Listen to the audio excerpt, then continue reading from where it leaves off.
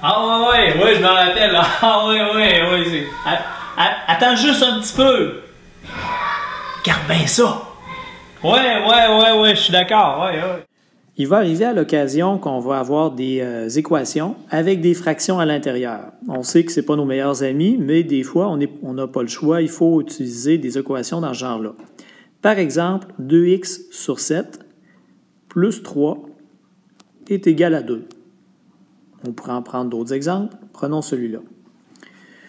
Donc, notre 2x plus 3 sur 7 2x sur 7 plus 3 est égal à 2. On voit bien que ce qui nous dérange, c'est le septième ici. C'est le divisant en 7 qui est dans nos jambes, dont on voudrait se débarrasser assez rapidement. Il n'y a rien qui nous empêche de le faire. Avec les équations, on sait qu'on peut ajouter n'importe quelle opération à condition de le faire des deux côtés de l'égalité. C'est toujours ce qui va guider nos actions. Ici, le contraire de sur 7, le contraire de diviser par 7, ça va être de multiplier par 7.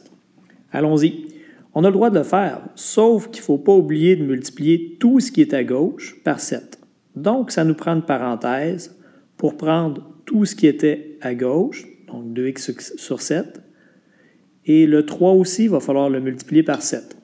On ne peut pas seulement prendre ce qui fait notre affaire, il faut multiplier vraiment tout ce qui est à gauche et aussi tout ce qui est à droite. Donc, 7 qui multiplie aussi notre 2 qui était à droite de l'égalité. Étape suivante, on réduit. On sait toujours ce qu'on va faire, on ajoute une opération et ensuite on réduit de façon à annuler certaines choses, de façon à simplifier notre équation. Ici, notre 7 d'abord va venir multiplier 2x sur 7. Donc, on va prendre notre 2x, on le multiplie par 7 et ensuite on sait qu'on va le diviser en 7. Multiplier par 7 et diviser en 7, ça s'annule, c'est des opérations contraires, ce qui fait qu'il va nous rester 2x tout simplement. On se débarrasse de notre diviseur, de notre dénominateur, et c'est ce qu'on voulait. Sauf qu'ensuite, il ne faut pas oublier de multiplier par 7 aussi notre deuxième terme dans la parenthèse, notre plus 3.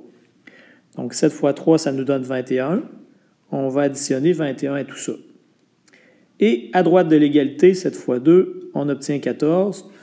On voit bien ici, dans notre équation, qu'on s'est débarrassé de notre 7 qui divisait tout ça. C'était notre objectif, on y est arrivé. Continuons la résolution.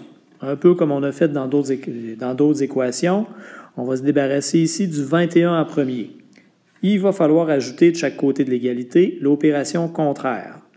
Donc, on avait 2x plus 21. On va ajouter moins 21. Qui est le contraire. On peut le faire, on peut ajouter ce terme-là ici, à condition d'ajouter la même chose de l'autre côté aussi, donc moins 21. On voit ici qu'on a ajouté la même chose à gauche et à droite, ce qui fait que notre équation demeure équivalente à ce qu'on avait au départ. On réduit.